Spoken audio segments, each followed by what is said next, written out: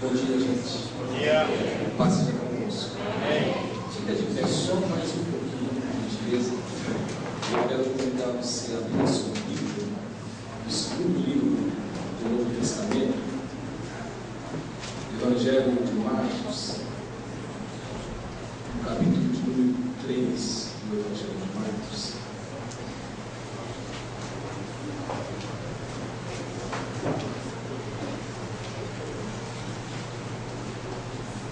Todo mundo achou? Vamos orar. Senhor Deus, em nome de Jesus, eu quero te agradecer, quero te honrar por mais esse culto, por mais essa oportunidade que nós temos de render graças ao teu nome. Eu sei que o Senhor já nos abençoou no momento de louvor, de adoração ao teu nome. Mas agora eu quero te pedir que tu me uses para trazer uma boa palavra, como a pastora Cátia ministrava, uma boa palavra que vem do teu trono, porque a gente sabe que tudo que vem do Senhor é para abençoar. Então me coloco na tua presença. Também te peço a tua bênção sobre a tia Andréia, sobre a Cíntia e as nossas crianças que ali estão ao lado, que elas possam receber uma boa palavra também, para a glória e honra do teu nome e para a edificação da vida de cada uma dessas crianças. Oramos no nome de Jesus e te agradecemos em nome de Jesus. Amém. Todo mundo com o texto aberto? De novo entrou Jesus na sinagoga. Estava ali um homem que tinha ressequido a uma das mãos. Estavam observando a Jesus para ver se o curaria em dia de sábado, a fim de o acusarem. E disse Jesus ao homem da mão ressequida: vem para o meio. Então lhes perguntou: é lícito nos sábados fazer o bem ou fazer o mal? Salvar a vida ou tirá-la? Mas eles ficaram em silêncio. E olhando-os ao redor, indignado e condoído com a dureza do seu coração, disse ao homem: estende a mão. Estendeu-a e a mão lhe foi restaurada. Retirando os fariseus, conspiravam logo com os herodianos contra ele, em como lhe tirariam a vida. Só até aí pode sentar, gente. Por enquanto não colocou o título. Como que é o título da mensagem de hoje? Diga em voz alta: quais são os resultados da religiosidade? Vamos repetir? Quais são os resultados da religiosidade? Esse texto de Marcos, que eu li com vocês, é um texto que eu citei, e não sei se vocês se recordam, na última vez que eu preguei aqui, há 15 dias atrás, quando a gente estava falando a respeito da campanha Projeto de Vida 2015, cujo tema que eu tinha a missão de falar era falar de cura. Eu me lembro que acabei passando por vários textos do livro de Marcos que eu falei de cura, e um deles foi esse aqui, mas de uma maneira muito rápida, de uma maneira muito objetiva, sem entrar nos meandros da história, dos detalhes do texto. Todavia hoje, meus irmãos, eu queria falar desse texto, mas eu queria falar sobre esse texto de uma maneira totalmente diferente da maneira que a gente está acostumado a ouvir alguém falar, e a maioria das vezes que a gente fala dele, nós falamos, a gente fala a respeito de cura mesmo. Mas eu gostaria de falar de alguma coisa que existe há muito tempo, que está aqui nesse texto, estampado na nossa cara, para a gente ver. Só que às vezes a gente não vê, porque a gente acaba dando uma ênfase sempre na questão da cura, como foi o caso que aconteceu 15 dias atrás aqui, quando eu preguei de uma maneira muito rápida, eu falei do texto a respeito da cura.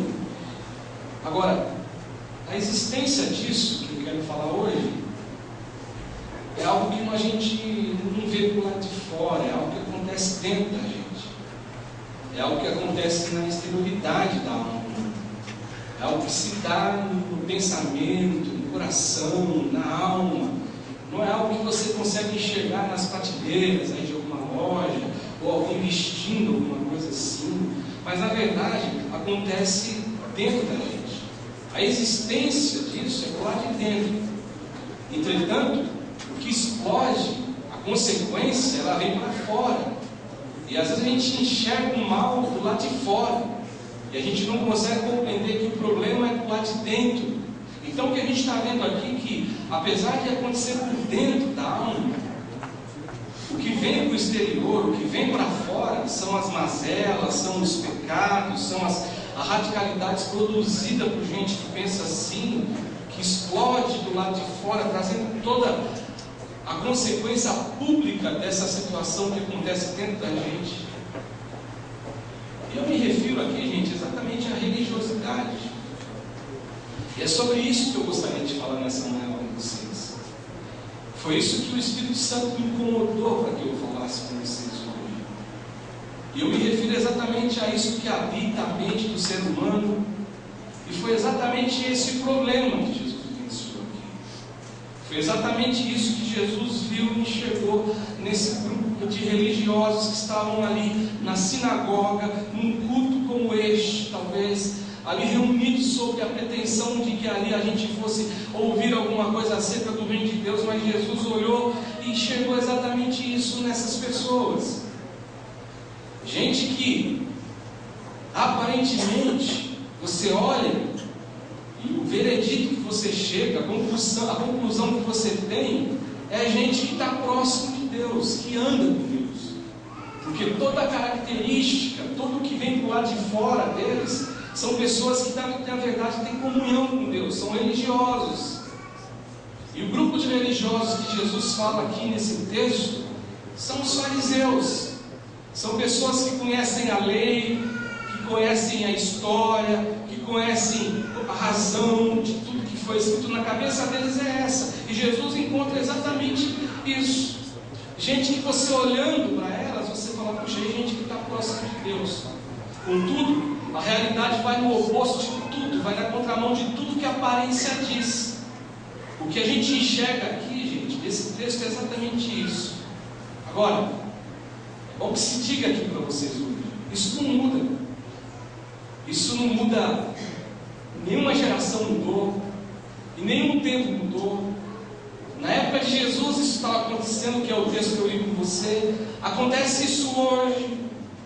E às vezes a radicalidade vai mais longe além disso aqui, mas acontece.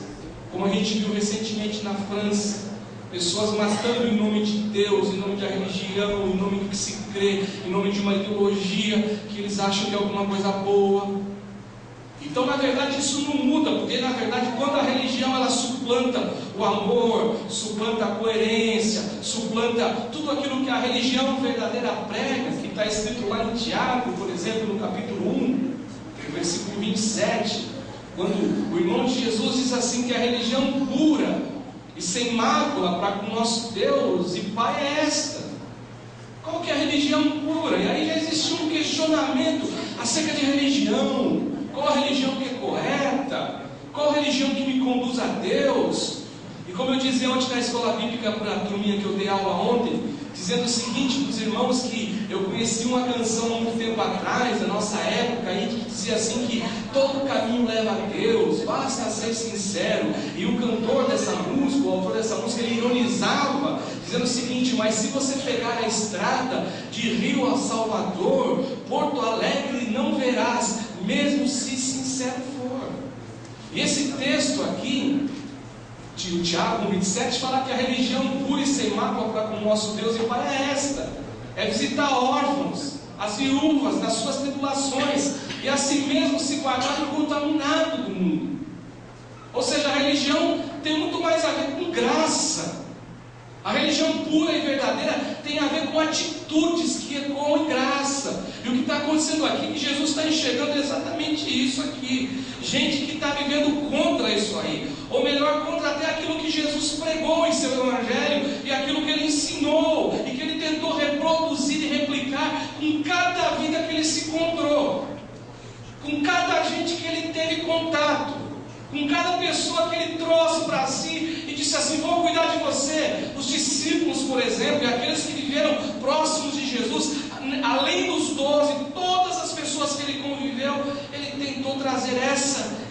pensamento, vender essa verdade.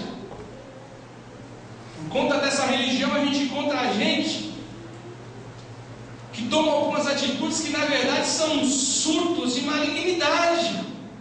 Em nome de Deus, eles têm surtos que são surtos carregados de malignidade. Todavia, a aparência que se tem, ou que se vende, ou que se quer dizer, é porque você está tomando isso e fazendo isso em nome de Deus. E essas atitudes com certeza não tem nada a ver com Deus, ou com Deus. Portanto, gente, é sobre isso que eu quero falar hoje.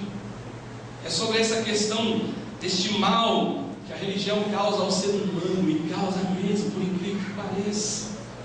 Que é isso, pastor? Você diz que só as escolas ensinassem religião, as coisas seriam diferentes. Eu até concordo com você se as escolas ensinassem religião, que as pessoas tivessem um pouquinho desse respeito. Mas quando a pessoa entra numa dimensão que a religião é isso e acabou, se complica. Eu me lembro, gente, deixa eu contar uma coisa para vocês aqui. Eu namorei uma menina assim, coisa de 2 meses, quando eu era garoto. Acho que até menos. Que a mãe dela me odiava. Ela queria ver o capeta, mas ela não queria me ver. Mas é verdade isso, eu não estou mentindo e não estou exagerando não. Quando eu entrava na casa dela, na verdade existia um clima hostil, porque eu era cristão evangélico.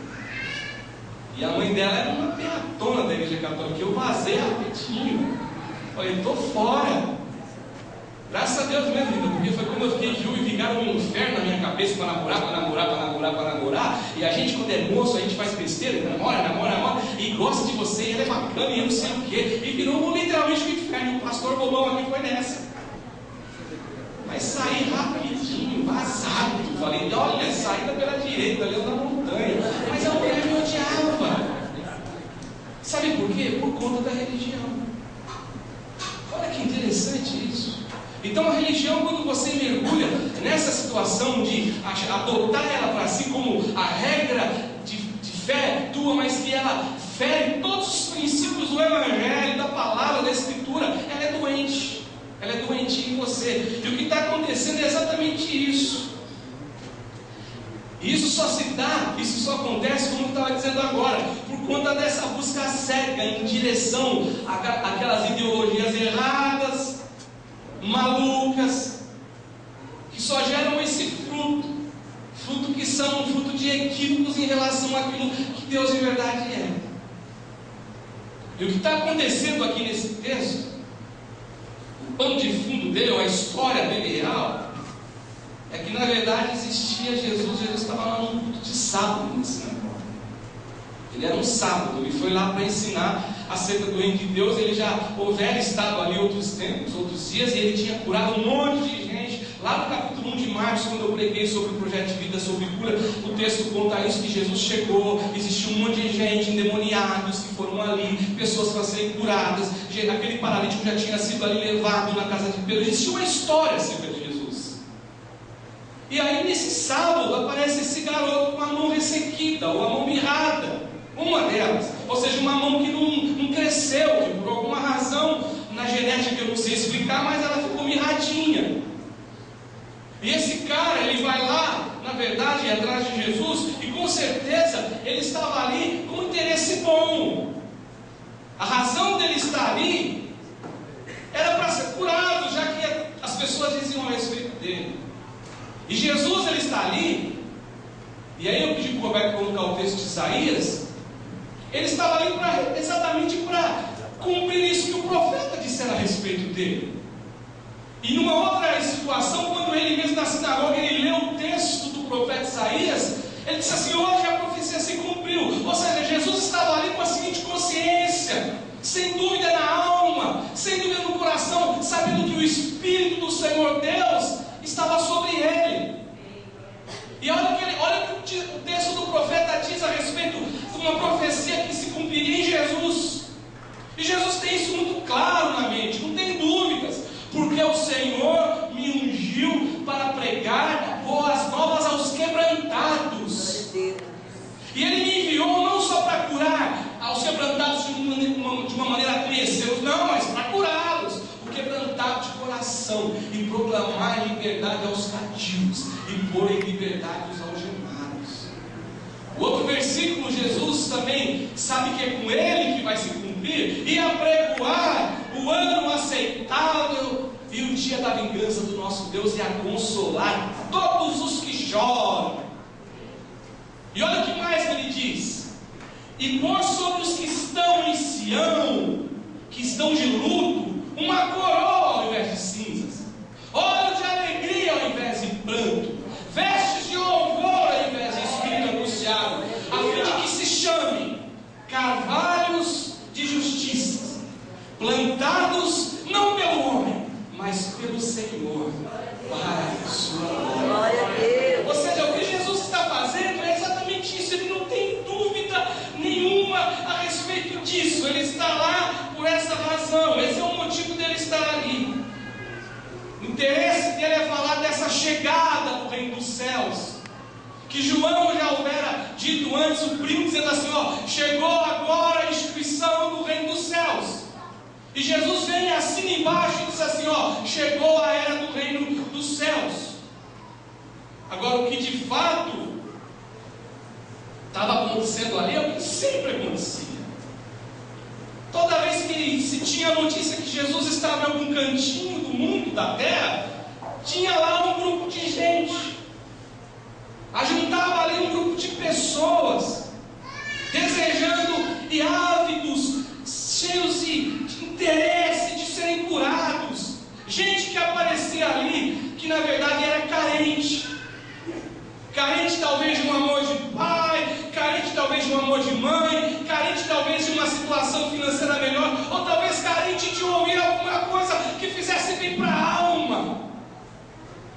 Já que o texto sagrado diz assim que Jesus pregava com autoridade, porque diziam assim: ele prega com autoridade, não como escriba, não como fariseu, não como religioso. E toda vez que Jesus estava num lugar, se reunia gente para ser curado. E esse cara estava lá com essa intenção. Só que toda vez que Jesus também se reunia, infelizmente tinha a turminha do barulho do lado de conta. Aqueles que estavam lá para ver, só ver. Para você ter uma ideia, meu irmão, até os próprios irmãos de Jesus chegaram a duvidar dele. Quando disseram uma vez para ele assim: já que você é tão bom, por que você não faz isso em outras terras? Faz isso quando tiver um monte de gente, quando tiver plateia, já que você faz isso. Depois se converteram. A Bíblia fala, por exemplo, de Tiago, que eu citei, que se converteu. Mas até os irmãos diziam isso. E o texto diz que ele está ali, então aparece esse cara com essa mão que não se desenvolveu. E no versículo 2 fala assim que estava lá a turminha para acusar de Jesus. E caso Jesus realizasse um favor a respeito daquele homem, ou aquele homem, aí Jesus seria crucificado, entre aspas, e não agora literalmente, porque era um sábado. Jesus sabia disso. Jesus não se esconde em nada, gente. Eu escondo o pastor, eu escondo da esposa, eu escondo do pai, da mãe, do irmão. Mas Jesus não se esconde em nada. Ele vê tudo, ele te enxerga nu. Ele te enxerga o que você é. Então Jesus sabia disso. Então Jesus o chama, é o texto que diz, para a sinagoga por meio. E Jesus está indignado com a turma. Agora, olha que coisa bacana aqui nesse texto. O texto sagrado diz assim que Jesus está indignado. Eu acabei de dizer para os irmãos que Jesus não se esconde nada. Ou seja, essa indignação produzida em Jesus é humana. Porque como Deus não ia ficar indignado nesse ponto, porque ele já sabia daquilo, mas como homem ele se indignou. Se bem que como Deus ele às vezes se indigna também, mas ali na verdade Jesus fica indignado de olhar, porque como Deus eu não tenho dúvida que ele sabia daquela situação.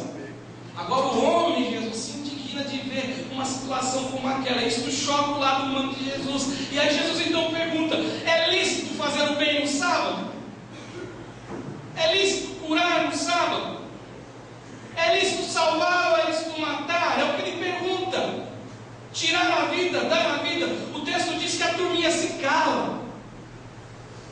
Ninguém fala nada. E aí Jesus, mesmo diante dessa dureza de corações que o texto diz, mesmo diante dessa situação, Marcos diz assim que Jesus cura o homem. Aí eles saem dali e eles vão buscar ajuda com a turminha dos herodianos, porque eles queriam saber como que eles poderiam matar Jesus. Este é a lição do texto. Este é o que o texto diz.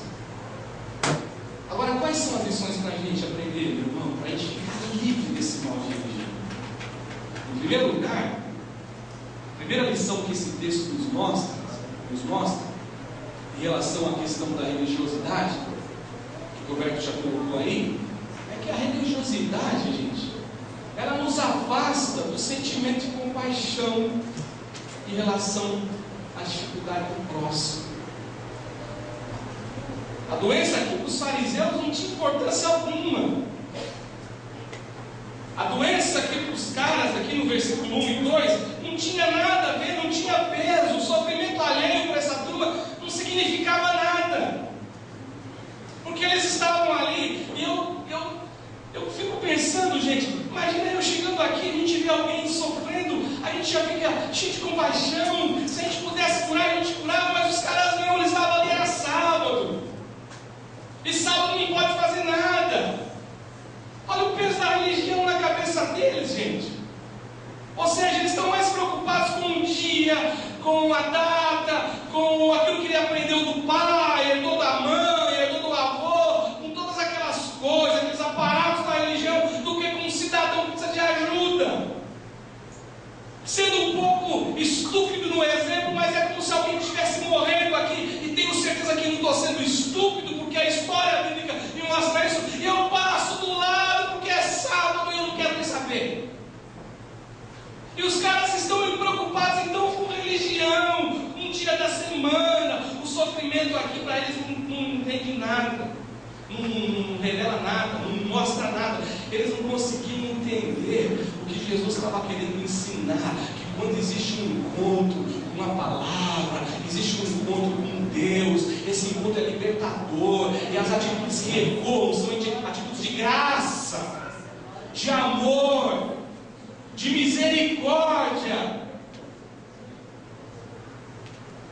da gente olhar para as pessoas e ter compaixão pelos necessitados. Agora, esta é a força, esse é o apelo que a pessoa tem pela religião. Isso é tão forte isso, gente, que a pessoa age e faz assim, e trata mal o próximo, e pisa na cabeça do próximo, ou deixa de fazer algum bem ao próximo, mas em nome da religião, e ele acha que ele está fazendo para Deus. O exemplo de Paulo, é claro. Saulo de Tarso é um exemplo ótimo, que matou cristãos. O primeiro mártir da história, Estevão, está ali morrendo, falando com Deus, apedrejado. O texto sagrado diz que tem um homem ali, que está ali perto dele, é Paulo, e ele fazia tudo em nome da religião, porque a religião nos torna doentes. A religião nos separa das pessoas. A religião nos impede de enxergar, às vezes, Deus do jeito que Ele é. E essas pessoas estavam achando que faziam algo para Deus, mesmo ferindo o princípio e a coerência que a Bíblia ensina e a razão porque o Evangelho existe. Ou seja, as pessoas fazem coisas absurdas por causa da religião. A segunda lição que esse texto me mostra, gente,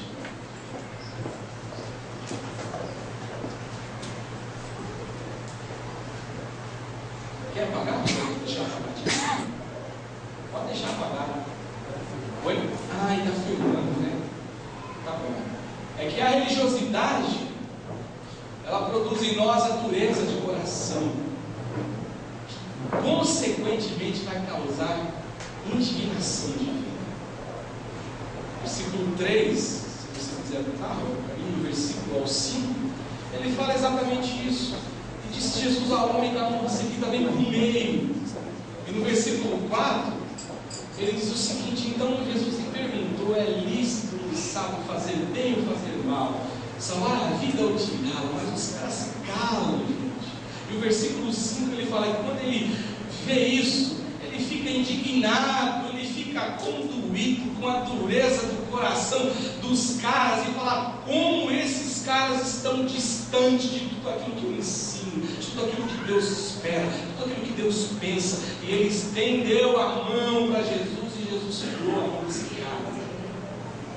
Agora, então, quando a gente deixa permitir essa religiosidade, a gente indigna Deus, indigna Jesus. Parece até que uma conversão é que eu disse para você, como Deus não teria surpresa, porque Ele saberia daquilo, Ele vê o coração, porque Jesus disse assim, no coração do homem que procede todo o mal, adultério, morte, tudo que não presta, suicídio, tudo que não é do coração que explode, é do coração que nasce, que brota. Agora, como homem a gente fica indignado, mas como Deus não existe surpresa, mas existe indignação também. E aí isso que aconteceu, porque na verdade, quando ele fala assim, é um questionamento dele, o que é lícito fazer no sábado? Fazer o bem, porque justamente é aquele bem que aquele homem tinha ido lá para buscar, gente. Ele não foi lá para passear, ele não foi lá porque a televisão dele não estava funcionando, ele não dava para assistir de manhã algum programa de esporte. Ele não foi lá porque não tinha um lugar melhor para estar, não, ele foi lá porque ele queria, na verdade, receber um bem de Deus, do Senhor. E Jesus estava lá e era isso que ele queria fazer, porque é isso que ele tinha na cabeça. A consciência de Jesus é: o Espírito do Senhor Deus está sobre mim, porque Ele me enviou a curar quebrantados, a anunciar o ano aceitável do Senhor, a proclamar justiça, a curar os quebrantados de coração, a pôr em liberdade os cativos. É para isso que Jesus veio, é por isso que ele estava lá. E aí ele pergunta: fazer o bem ou fazer o mal? E era justamente o mal que ditava a mente daqueles caras naquele instante. Ou seja, é quando se está mais perto do diabo e acha que está perto de Deus. E é incrível que a religião tem esse poder. Você entende o que eu estou dizendo hoje aqui, meu irmão? Entende que Deus está falando com a gente hoje aqui? A religião tem esse poder de te conduzir próximo dos surtos malignos, só que você acha que está perto de Deus. Porque a cara é de ovelha, a roupa é de ovelha, mas o coração não é de ovelha, é de lobo, é de gente que faz parte do time da religião, e pela religião ele mata. Ah, pastor, mas aqui no Brasil não tem morte, não tem literal, mas tem morte na alma, tem morte de sonhos, tem morte de milagres. Então o que está acontecendo aqui é que na verdade Jesus fala assim: salvar a vida, ou seja, dar uma nova chance para esse cara, fazer essa mãozinha que eu não sei se é direita, se é esquerda, mirrada, florescer e tornar-se uma mão, como você tem uma mão, como eu tenho. Ou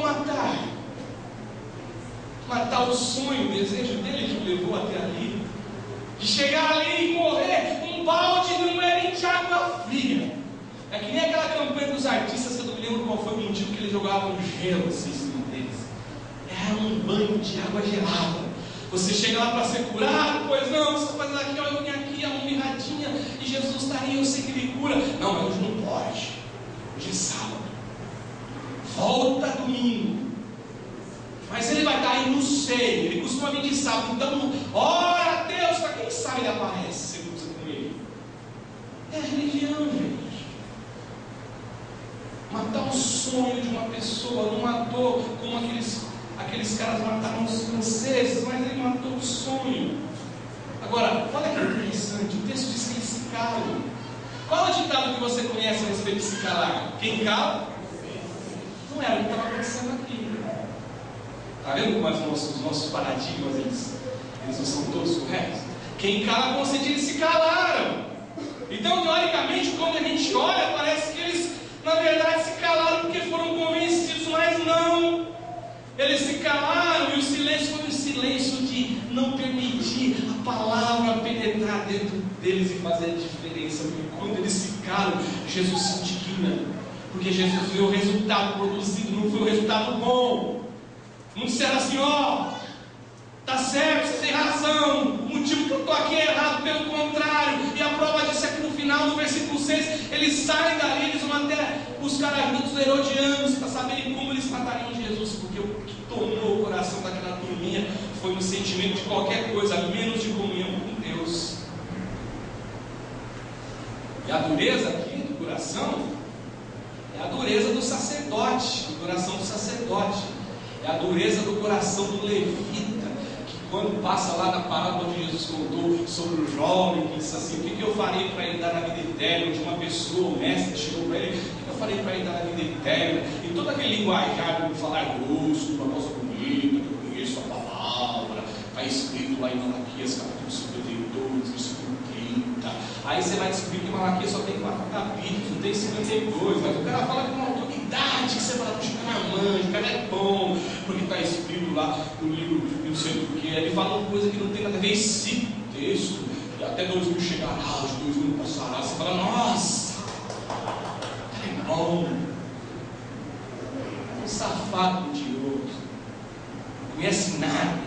Só que os caras eram assim. E aí os conselhos que você vai fazer para ele na vida eterna, deixa eu te contar uma historinha desse nome, Jerusalém a Jericó. Eu nunca lembro o caminho correto, se é Jericó a Jerusalém, mas eu falei do lado do outro. E no meio do caminho chegaram os salteadores, espancaram o cara, jogaram o cara no chão, ficou ferido, roubaram o cara. Estava vindo pelo mesmo caminho um sacerdote. Se você vê hoje um pastor, o pastor era grande, saltitante. Aí veio o cara assim, deu uma olhadinha, logo rasa. Aí veio o levita atrás, os top, né? Aí o levita olha e fala: pô, esse pastor não parou, se parar, vai ferrar o negócio. Se ele não parou, se ele não parou, é porque ele não vai parar. Aí vem o samaritano.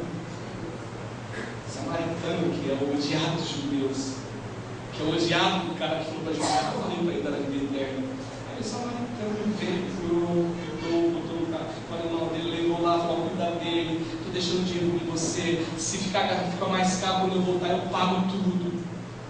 E aí eles falaram assim: faça o mesmo, você vai ter a vida eterna.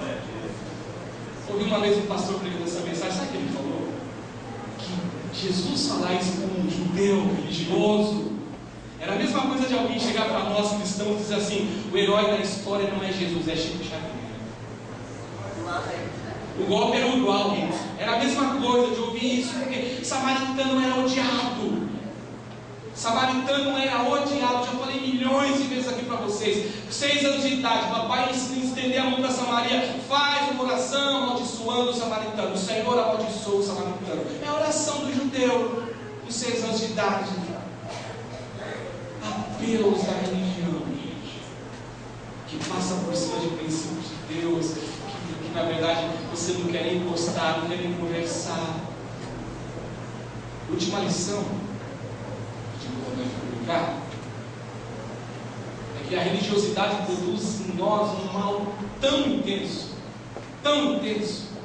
que nos leva ao fundo do poço e num afastamento completo de Deus, gente. Pode acreditar no que eu estou te falando. Versículo 6. Digo o Roberto pegar o versículo 6 para você acompanhar também. Hoje o dia do Roberto já para lá, mas ele é bom, não deixa hoje. Retirando-se os fariseus, conspiravam entre eles e foram lá ter um encontro com os herodianos. Na linguagem corrigida fala que eles foram ver com os herodianos como que eles iam tirar a vida de Jesus. Olha que coisa forte, gente. Eles saem dali e eles vão pegar conselho com a turma de Herodes para matar Jesus. Perceba o mal e a capacidade que essa maligna, que é a busca em primeiro lugar aos apelos da religião, gente, ela causa na gente sem levar em consideração os princípios verdadeiros da palavra de Deus. Eu disse para vocês aqui, embora o desejo de matar aqui seja literal, essa turminha chegou no fundo do poço. Eles surfaram em tudo quanto é onda de malignidade. Estavam lá surfando na onda de malignidade, indo direto para o inferno. Passaram por todos os estágios do mal. E eles ainda não ficaram felizes. Eles foram fazer uma especialização na história de Herodes. MBA. Precisa aprender agora como que mata Jesus. Isso eu não aprendi, a escola não me ensinou, mas Herodes sabe. A turminha de Herodes, os herodianos, os discípulos dele, com certeza vai ter algum ensinamento a nos passar. Gente, você percebe o fundo do poço que esses caras chegaram? Pastor, como se dá isso no nosso dia? Meu irmão, no seu dia a dia hoje se dá de muitas maneiras. Se dá na aversão que você tem se uma prostituta entrar aqui, você saber que vai sentar aqui e você ficar todo oriçado. Mas oriçado no sentido de colocar ela para fora. De alguém que é drogado, ou de alguém que é pior. Como é hoje, a gente não está religião. A gente tem aversão, às vezes, por pessoas de outra religião. A grande verdade é essa. Só que Jesus, ele está acima disso. Eu tive aula com um professor de quando eu estudei teologia, um curso básico lá no Celso estudou, lá no Ibra, o Elcio da aula, que eu tinha um pastor que chamava Pastor Carlos, que era um pastor de sectas e heresias, que disse assim que ele conheceu um amigo que na verdade foi pregar para um jovem seminarista do padre, estava entrando para o seminário. E o padre veio cheio de preconceito em relação a ele, porque ele era evangélico, porque ele era um pastor. E aí eles falavam o seguinte: esse pastor poderia ter se posicionado de uma maneira também assim, totalmente uma aversão ao jovem seminarista, porque essa foi a forma que o jovem seminarista recebeu. Só que eles disseram o seguinte: vamos fazer o seguinte, o pastor fez uma proposta para ele, vamos estudar os evangelhos, os quatro evangelhos juntos. Você esquece que eu sou um pastor, eu vou esquecer que você é um jovem que está buscando ser um seminarista, a gente vai estudar junto, nós vamos aprender junto. E aquele homem tocou, aquele garoto tocou. Sabe o que aconteceu no final da história? Aquele homem se converteu a Jesus. Aquele homem se converteu ao Senhor. Ele desistiu de ser padre. Soa meio forçado na nossa parte, que parece que estou em conversão com tudo que eu falei. Meu irmão, eu quero dizer para você, é que existiu uma versão naquele coração e o pastor foi diferente. O cara se converteu. E se não se convertesse, era para ter a versão do pastor? Não. O espírito de religião te mata. O espírito da religiosidade te afunda. Então o que aconteceu aqui foi exatamente isso com as pessoas, o que aconteceu aqui com esses caras aqui, ó. Como eu disse para vocês, muitas vezes o assassinato aqui não é literal. Você não sai pegando uma faca e matando alguém num revólver e vai atirando, mas pode ser um sonho, uma realização, um possível milagre que a gente mata. Atendemos a apelos da religião, os paradigmas que a gente estabelece. Que a gente. Será que agora vamos entrar no nosso quintal para a gente poder finalizar? Será que não existe isso no meio do Evangelho? Esquecendo a Igreja Católica, esquecendo o Espiritismo, esquecendo tudo, olhando para a gente. Meu irmão, eu fui orar uma vez na casa de um pastor, amigo nosso. Um outro pastor amigo também, o pastor Hernandes, lá na igreja da Comunidade Avida. E quando a gente chegou lá, tinha um garoto lá, de uma igreja que eu não vou nem falar o nome para vocês não acharem que aí eu estou falando da igreja. Mas um cara fariseu do pé à cabeça, dos pés à cabeça. Um moleque nojento, asqueroso. A gente chegou lá, tudo de jeans, e quando ele olhou para a gente, ele estava de jeans e tênis, ele estava de paletó, gravado com uma aqui, que acho que era do tamanho dessa caixa aqui no braço. Olhou para a gente assim, com desprezo, desculpa a expressão, até vontade de falar uma besteira, não vou falar. Mas quem são esses elipontes que estão aqui? É desse jeito, meu irmão, desse jeito. Olhando com um ar de superioridade. Vocês vêm adorar esse jeito, com essas roupas. Um fariseuzão. Fariseu. Mas tudo por causa da religião. Sendo que pelo contrário, né? A gente foi orar, né? Chega lá, abraçar o meu irmão, vamos orar, vamos buscar Deus junto.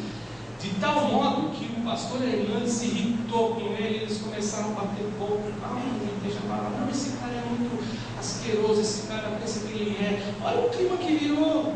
Porque é religião, gente. Porque é religião. Porque quando você busca a Deus, aonde que está o Espírito de Deus? Nisso não está. Aonde que estava Deus? Ali não estava.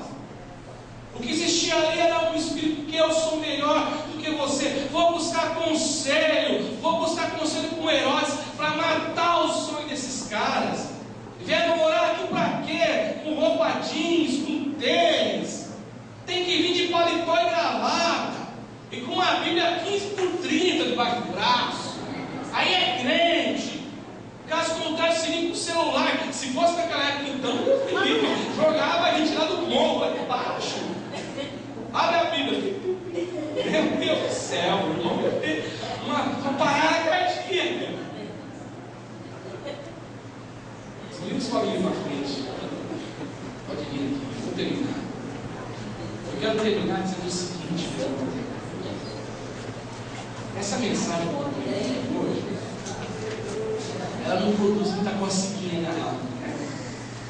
A gente não escuta muito, glória a Deus, não é para ter mesmo. De repente, não tem glória a Deus agora, é reflexão, é pensar, é parar, é boa mente para funcionar. Como eu estou sendo, isso serve para mim. Mas eu quero terminar dizendo assim para vocês, meus irmãos, que a minha oração, a oração do caso, é que Deus me livre deste mal. Que Deus me livre dessas classificações que eu tenho na minha mente, desse paradigma que eu tenho, aquele fulano.